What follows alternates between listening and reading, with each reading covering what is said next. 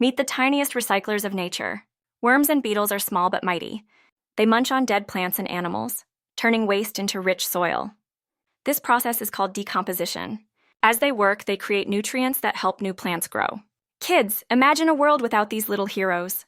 Without them, waste would pile up and our environment would suffer.